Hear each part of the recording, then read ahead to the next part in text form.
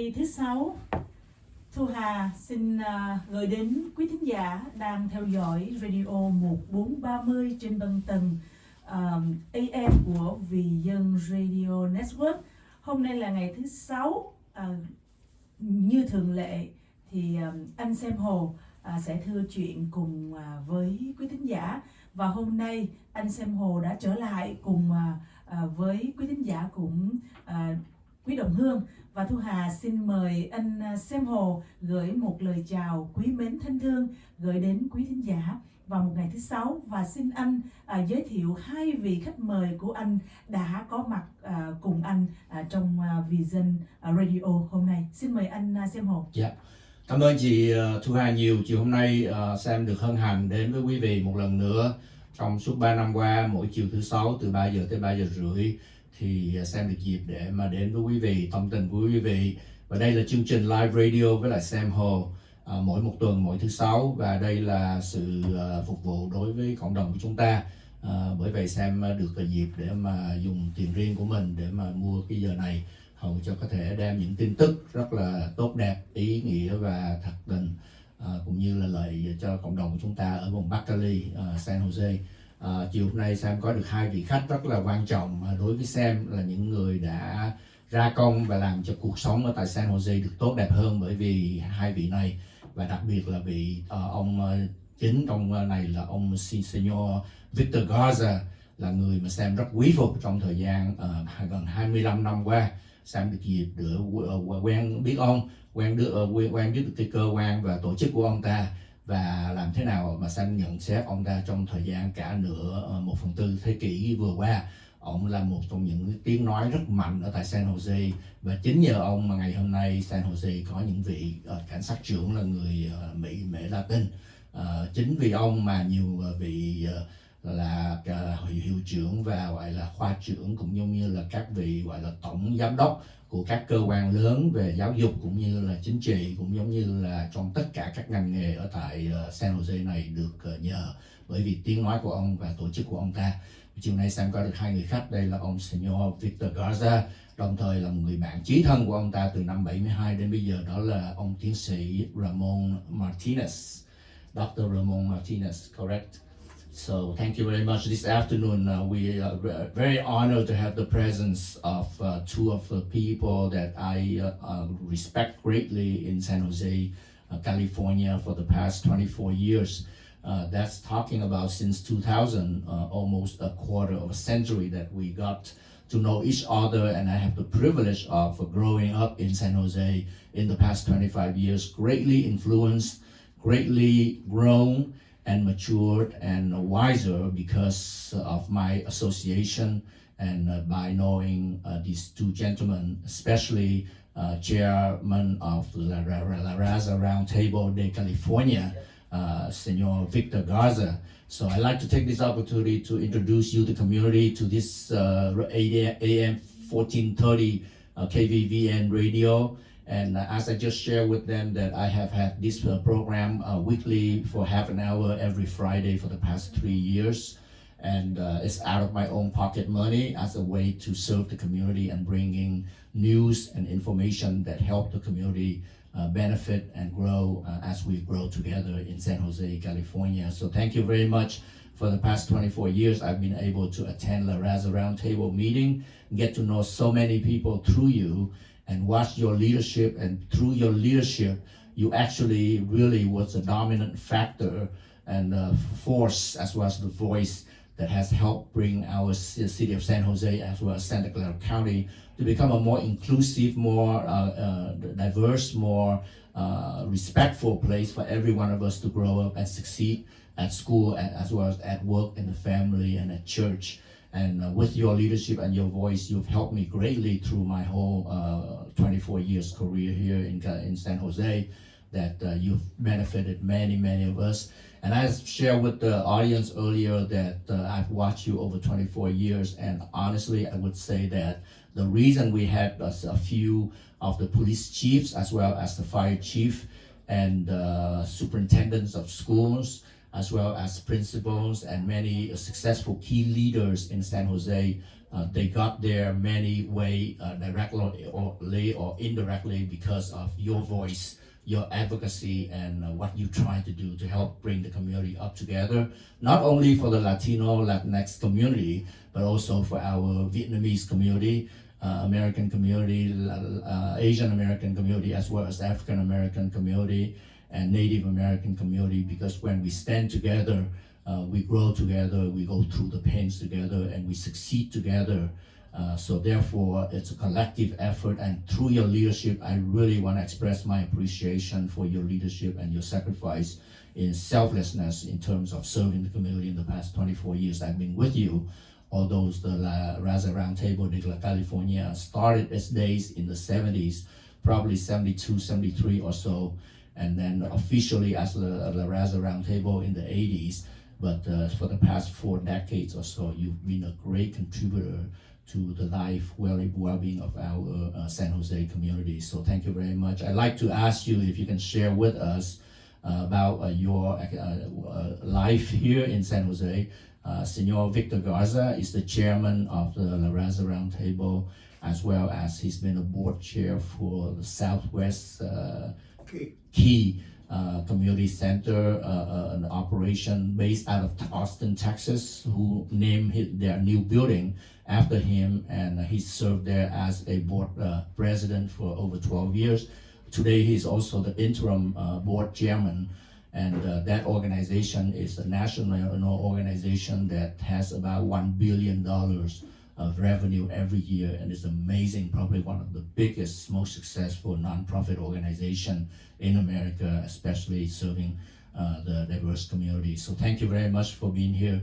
Señor Victor Garza, would you mind sharing with us a little bit about yourself and growing up in San Jose or wherever, and how did you become committed into community work as of the years and until today? Well, first and foremost, Sam, thank you very much for inviting me to be here. It's a tremendous honor for me to be here with you and of course our community.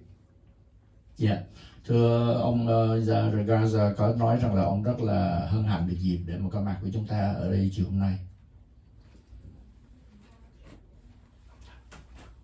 Well, I was born and raised in Texas, in a well-known town today, but a few months ago nobody knew it existed. It's called Eagle Pass, where there's a major, I would say, area where many immigrants from all over the world come through there. And that's why Eagle Pass now has become a well-known little town all over the country. Yeah. We were, my brothers and sisters, we were 7 brothers and 3 sisters, and my dad and my mom. We were migrant farm workers, and we traveled to Michigan, and we were sharecroppers in Michigan for a couple of years, and then of course we would go home, and the following year we go back again and work in the fields. My life has been kind of challenging. I finished 8th grade, and I didn't go to high school. I actually, my dad and I didn't get along that well, and he would ask me or kick me out of the house, and I would travel up north to Wisconsin and Michigan and Washington D.C. or Washington, Oregon, California, Arizona, and work in the fields. I would make peace with my dad, and then I would go home again. And it happened several times until I joined the military service. I served in the United States Navy for 8 years, and And then, of course, I went home, got married, and moved to California in 1960. So I've been in California since 1960. I got involved in the community, and I've been involved helping our community. There's a great need to help not our community, but the community as a whole.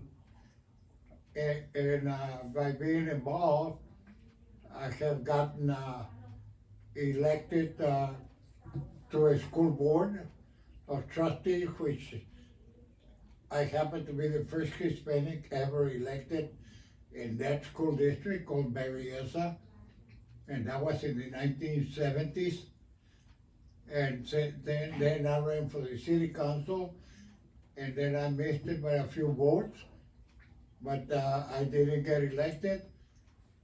But I have been heavily involved in creating changes to help our community. We put lawsuits against the city and the county and Lockheed, FMC, school districts, because they wouldn't hire our people. We were successful in our lawsuits against the city, the county, school districts, and many people have been hired because we won, and by having not only Hispanics hired, but we have had now Asian Americans, Asians, we have had blacks, we had women. They were all denied the opportunity of working in those areas, the city, the county, school district. Now I'm very happy to say that we are all over the place, and of course, we still continue to fight because we still have the need to hire more people. But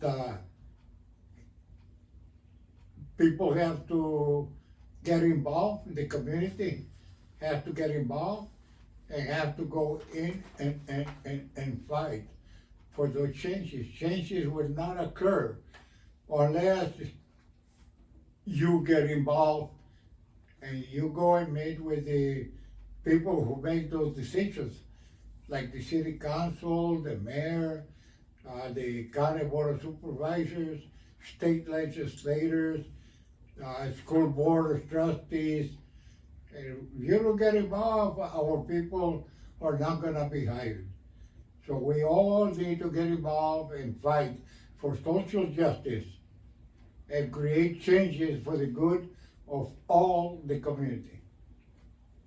Thank you very much, Señor Garza, and I'd like to translate quickly on that. So, thưa quý vị, thì ông Victor Garza Señor, ông có chia sẻ với chúng ta rằng là ông ta được sinh ra và lớn lên ở tại Texas, nơi nó gọi là Eagle Pass, và sau đó thì ông ta đã đi làm việc với lại gia đình ở đó lúc mà ông còn trẻ, lúc mà ông còn 10, 12, 13 tuổi. Ông đã bắt đầu đi làm ở trong các cái nông trại để mà giúp cho gia đình nuôi sống gia đình ở tại đó, và ông ta cuối cùng ông ta đi qua California vào năm 1960.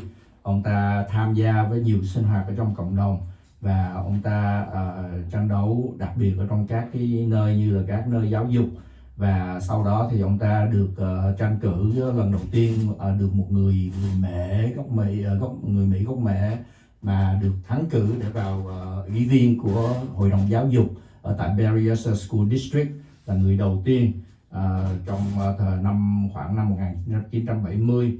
Rồi ông ta cũng ra tranh cử cho City Council, là nghị viên của hội đồng thành phố San Jose trong thời gian đó, nhưng mà ông ta chỉ thua một số phiếu nhỏ thôi, nhưng mà ông đã lót đường cho nhiều người sau này được thành công hơn. Và đồng thời là ông ta cũng tranh đấu trong những cái nơi như là thành phố, quận hạt, nơi các hãng điện tử như là Lockheed hoặc là FMC vân vân. Thì trong những cái cuộc gọi là những cái vụ kiện ông ta và tổ chức của ông ta đưa ra để mà tranh đấu cho cái sự gọi là công bằng cho những người người Mỹ gốc Mễ, để cho họ không có bị gọi là kỳ thị và không có được mướn vào làm những cái công việc ở tại thành phố, tại quận hạt như là những cái công sở ở tại đây. Thì những vụ kiện đó họ đã thắng, và chính nhờ đó mà ngày hôm nay có nhiều người Mễ, có nhiều người Á Châu, người da đen vân vân, và các vị đàn bà, họ được vào những cái chức vị mà hồi xưa chỉ là toàn là da trắng được không thôi. Và kể từ đó trở đi thì ngày hôm nay có nhiều người ở các sắc dân, ở tại các cái ghế ngồi, ở tại các cái ghế quyết định, cũng giống như là ở tại các cái công sở như chúng ta đã đề cập đến trước đây. Và ngày nay thì ở chỗ nào cũng có những người Mễ, người Á Châu, người da đen làm việc trong nhiều cái công sở và nhiều chức vụ rất là quan trọng ở thành phố này cũng như quận hạt này, qua cái sự tranh đấu của họ. Và là vấn đề ông ta nhắc là chúng ta không có quên là làm thế nào để mà chúng ta không có bị kỳ thị trong khi họ mướn những người vào việc làm mà không có những người Á Châu hoặc là những người thiểu số, người Mễ hoặc là người da đen vân vân. Ông ta nói rằng là thay đổi nó không thể nào xảy ra nếu mà mình không có tham gia, và nếu mà mình tham gia thì mới có sự thay đổi đó, và dân tộc của quý vị mới có thể được người ta mướn vào các cái chức vị quan trọng ở trong các cái công sở đó. Thank you very much, and I'd like to ask Dr. Ramon Martinez to share a little bit about yourself and how you know about Señor Victor Garza, as well as the work that you've done.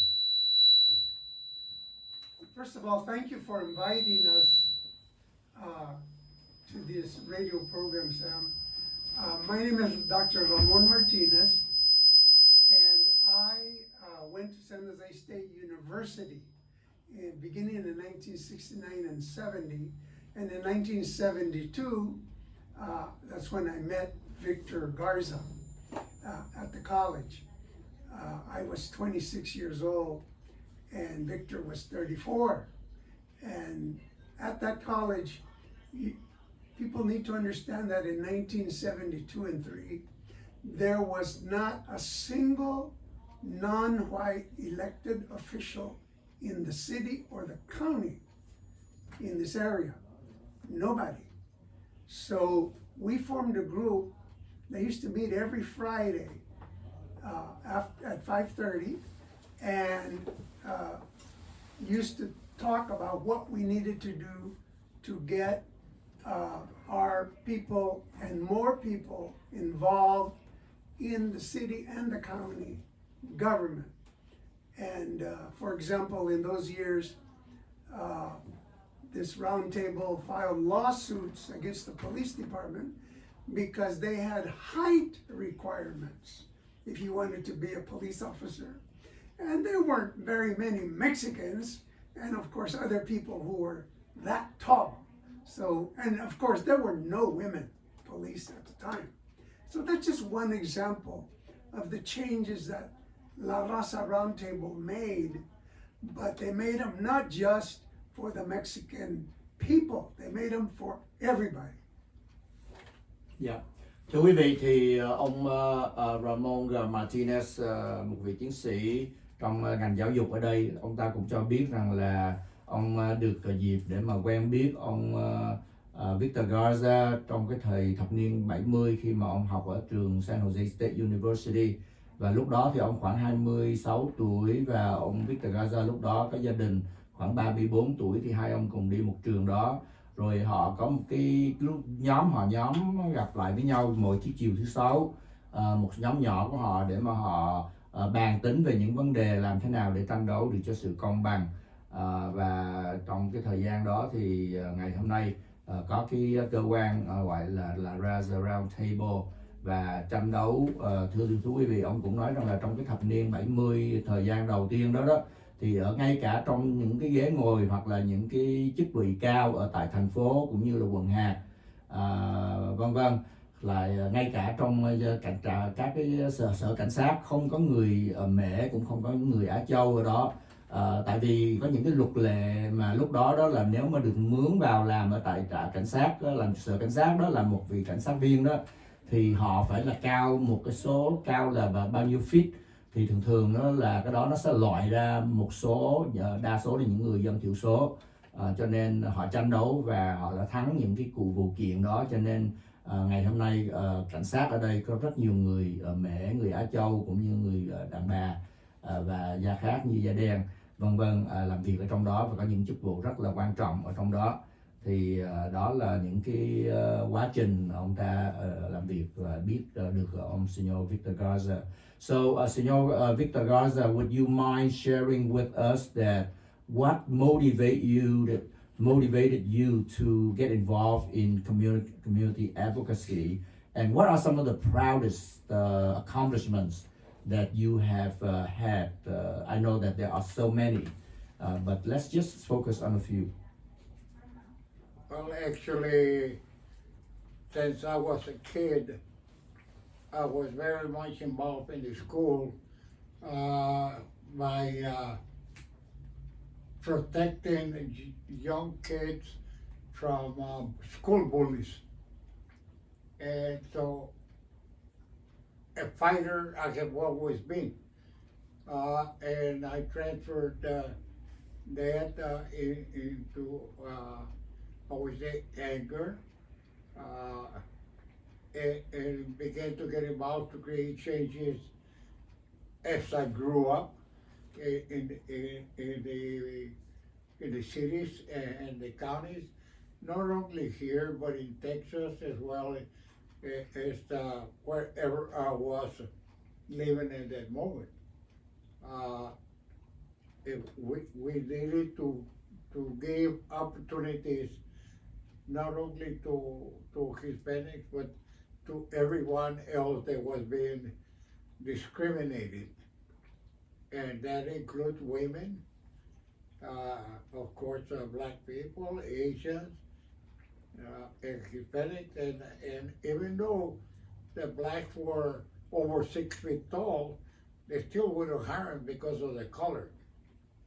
I myself, even when I was in the military and I was wearing my uniform, I would go to restaurants or I'd go to bars and they wouldn't serve me. They would tell me that they don't serve people that look like me, and they would ask me to leave. And of course, that would get me angry, and as time went by, I began to fight and create those changes. Even here in San Jose, I remember there was a restaurant called Sambo's here, and one of my sisters and I and my brother-in-law went there and they wouldn't serve us. And I moved here to San Jose in 1971. I enrolled in the university in 1972. And I was working at night, working during the day and going to college at night. But I was very much involved. I attended on a regular basis. I attended meetings that were hosted by an organization, and I listened, I learned, and I tried to see who was fighting for what. And of course, everybody that was there was fighting for one, either the fire department to hire our people, police department, the sheriff department, school districts, dog kid, FMC, and we fought, and I got involved with them. And of course, we were successful, and today I'm proud to say that we have all ethnic groups, including women, in all areas as well. And it's important that we do that. It's important that we stop talking about let's do this, but take action. If you don't take action, then nothing's going to happen. So get involved with a group that you feel comfortable with and join them and fight for social justice. And things will happen. It takes time. Sometimes it takes months, sometimes it takes years. But if you don't stop, it will happen. And we will be successful in our struggle to create, I would say, opportunities for us and those behind us and our children and grandchildren as they grow up, to have opportunities to serve the community as firefighters, police, sheriff. It doesn't matter where. I retired from county government 20 years ago. I'm 86 years old. But I did what I love to do, helping our community. Yeah, thank you very much. Thưa quý vị, thì Sam có hỏi là cái động cơ nào đã đưa cho ông vào cái con đường để mà tranh đấu bảo vệ cho quyền lợi cũng như là sự công bằng cho những người khác và cho cộng đồng. Thì ông ta kể rằng là khi mà ông ta lúc mà còn nhỏ, ông ta đi học đó thì ông ta là một học sinh rất là chăm chú. Nhưng mà đồng thời khi mà ông đi học, ông thấy có những đứa học sinh khác nó bị ăn hiếp, nó bị bullies. Cho nên ông thấy như vậy, ông thấy bất công, cho nên ông tranh đấu và ông thường ông hay cự lại những cái chuyện đó. Cho nên khi mà ông ta là lớn lên thì gia đình của ông ta cũng có đi, ngay cả tại San Jose này, gia đình của ông ta đưa ông đi với là chị em của ông và người anh em rể, thì vào một cái nhà hàng đó thì họ nói họ không có phục vụ cho những người như vậy, họ không có phục vụ cho họ bởi vì họ kỳ thị người Mễ. Rồi trong lúc mà ông ta ở trong quân đội, là ông ta ở trong hải quân Navy, thì ông cũng có mặc đồng phục và ông vào ăn những cái tiệm nhà hàng hoặc là những cái bar, thì là người ta nói rằng là chúng tôi không có phục vụ cho những người giống như quý vị. Cho nên ông đã từng trải qua những cái sự kỳ thị như vậy, cho nên ông ta rất là nhạy về vấn đề mà tranh đấu cho sự công bình. Và chính những cái tinh thần tranh đấu đó mà ông ta đã tranh đấu ở tại thành phố, trong quận hạt ở đây, họ phải đưa ra những cái vụ kiện để mà tranh đấu cho sự công bằng, và cuối cùng thì họ thắng những vụ kiện đó. Và chính nhờ đó mà ngày hôm nay người Mễ, người Á Châu, người da đen, ngay cả trong những người da đen khi mà họ đi vào cảnh sát họ cũng không được, mặc dù họ là 6 feet trở lên đó, nhưng mà họ không được bởi vì là họ là da đen cho nên họ bị kỳ thị. Cho nên ngày hôm nay những sự tranh đấu đã làm cho ông ta rất hãnh diện rằng là trong tất cả các nơi đều có người Mễ, người Á Châu, người Việt, người da đen vân vân làm việc ở tại nơi đó.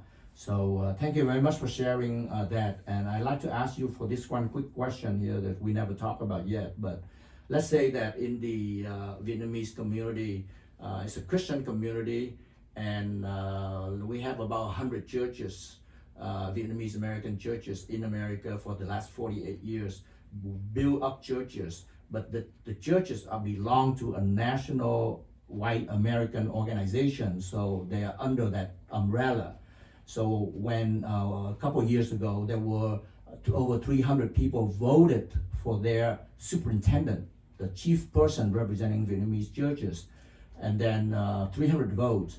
But then just a year ago, there were some conflicts, and a VP in the national organization who's white fired this elected person out of 300 votes without getting permission of these people, and single-handedly fired that people. And to many Vietnamese, over 3,000 of them signed a petition against that, because that's a disrespect to the community. If that happened to the Mexican American churches as pastors or leaders, what do you think we should have done? We should have done the same thing, organize ourselves, because everybody belongs to a religion. And to me, It doesn't matter what religion you belong to. We're still in need of praying. We're in need of asking the Almighty for help. And, you know, to me, I support all religions. And for example, in the many years ago, So with the VP that fire that superintendent, yeah, how would you feel and what would you do? to me, I would have brought it to the attention of all the members of the church, and all the members of the church would get together and then determine how are they going to bring this to the attention of the VP, so that they would be, I would say, treated fairly and be able to participate in the religious ceremonies that are going on, whether it's every Sunday or even during the week many times. It's just bringing the people together, organizing them, and bringing to the attention that this is not acceptable. Yeah. And for the people to make the decision. Thưa quý vị, thì Sam có hỏi ông ta một câu rất là thực tế. Đây là trong thời gian 2-3 năm qua, có một cái bên phía Tin Lành có khoảng chừng trên 100 hội thánh, thì họ đã bầu cử một ông vị gọi là giáo hạt trưởng ra, thì trên 300 lá phiếu. Nhưng mà cuối cùng thì có sự gây cấn gì đó, thì ông và phó hội trưởng của Tổng hội Hoa Kỳ, người Mỹ, họ đã gọi là fire cái ông này, mặc dù là ông đã được 300 lá phiếu. Thì ông nghĩ thế nào? Thì ông Victor Garza là một nhà tranh đấu cho công bằng, công lý, thì ông ta có nói rằng là trong trường hợp đó thì nếu ông là một người lãnh đạo thì ông sẽ hiệp tác cùng với lại các vị lãnh đạo khác trong nhà thờ để mà đòi hỏi rằng là đây là cái vấn đề không có được chấp nhận được, unacceptable, không có thể nào mà chấp nhận được cái cách xử sự như vậy. Đó là cái quan điểm của ông ta. Mặc dù thời giờ nó bị ngắn cho nên không có được đi vào chi tiết hơn, nhưng mà đây là một vài quan điểm Sam được ông ta chia sẻ với chúng ta. So thank you very much, Señor Victor Garza. I know that you and I and Dr. Ramon Martinez will have some more opportunities in the future that we can talk a little more about these as we go. This is an overview, and then we will go into more specifics down the road because of your leadership, and we thank you very much for your time and your leadership. It would be an honor for us to come back and join you. Whatever we can do to help our community. About 5-6 years ago, I helped create a coalition of our people, which included Black people, Asian Law Alliance, and Hispanics and Native Americans, and we got together. And I asked them to see if they wanted to work together to create some changes. They all agreed, and it's important.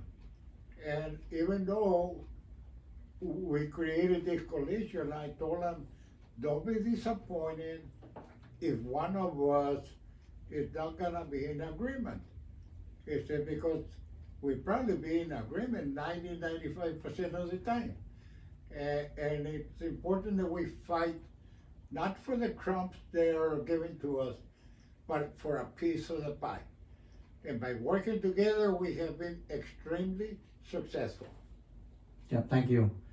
Señor Garza, appreciate your time. And thưa quý vị, ông ta có chia sẻ là trong vài một trong phút cuối là ông ta nói rằng là trong 5-6 năm vừa qua, ông ta đứng ra chung với lại một vài tổ chức như là Asian Law Alliance hoặc là những tổ chức của người da đen, người Mỹ da đỏ và những vị ngoại khác, thì cùng nhau ông ta nói rằng là trong cái liên hiệp của mình, nếu mà trường hợp mà mình cùng làm việc chung với nhau, mặc dù là có những lúc mình sẽ không có đồng ý với nhau, nhưng mà ngay cả 99% mà chúng ta sẽ đồng ý với nhau, thì chúng ta cùng phải đứng nhau để mà chúng ta tranh đấu cho những cái cơ hội và để chúng ta được cái sự gọi là không có phải là chỉ nhận những cái đồ vụn người ta bỏ xuống cho mình thôi, nhưng mà mình cũng được piece of the pie, là mình được một phần trong cái bàn quyết định cũng như là trong cái nơi làm việc nó đứng đắn và nó có chức vị, và được cái quyền lợi cũng như cái cơ hội cho cuộc sống của chúng ta mỗi ngày một tốt đẹp hơn.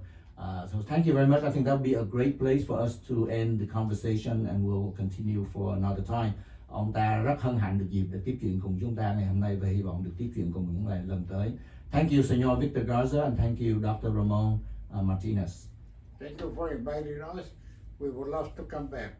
Thank you, sir. Thank you very much. Quan trọng